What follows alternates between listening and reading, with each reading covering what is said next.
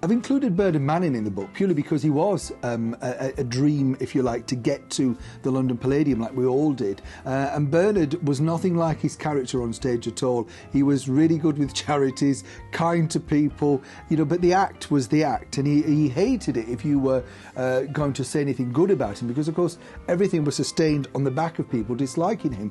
But Bernard himself, you know, had a long rocky road, being a band singer, being a club owner in Manchester. But he finally got to the Palladium. He was a huge success, along with the rest of the Comedians TV show. And as I describe in the book, you know, he really opened up about what it meant for him to be, I suppose, accepted by his peers, to walk on that hallowed stage and then say, I've made it. I'm legit almost in the comic world. He's a lovely man. I'll always miss him.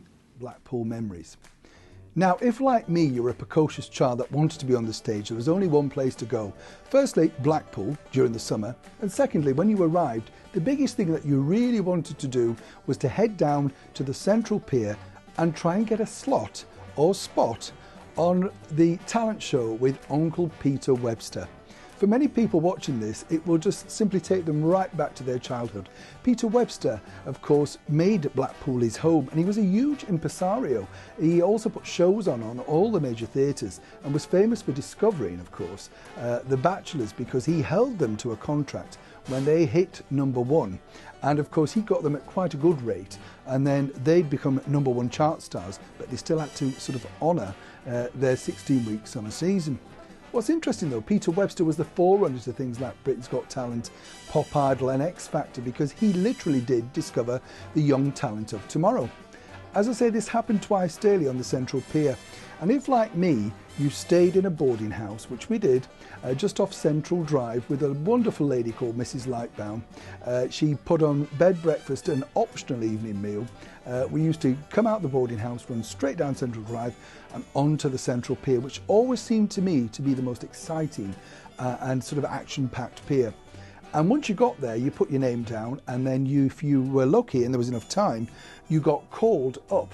And basically, Peter Webster had the most amazing demeanour. You know, he could really draw children in, and he made you feel very relaxed. And because you're a child, you're not really nervous, are you, about getting up on stage and all the mums and dads sitting out there, you know, looking at you. And you do your little talent thing, and hopefully you get a round of applause.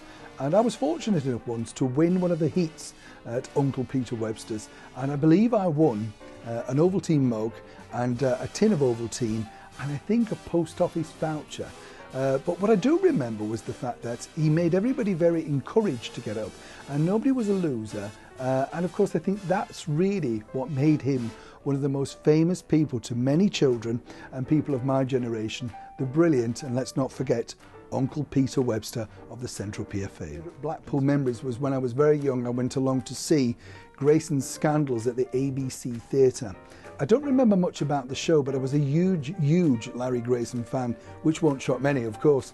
So much so that I'd taken to doing impressions of him by bringing on a famous chair that he sort of dragged along, saying, you know, what a gay day, and look at the muck in here, and things like that. He was a wonderful guy.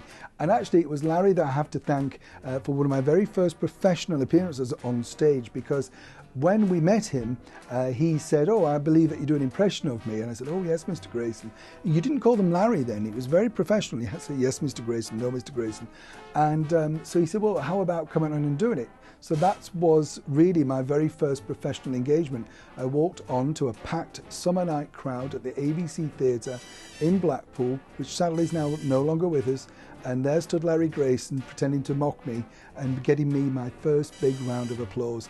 He was one-off, he was very funny, and sadly a lot of people have forgotten him. But I, for one, will never forget the brilliant Larry Grayson.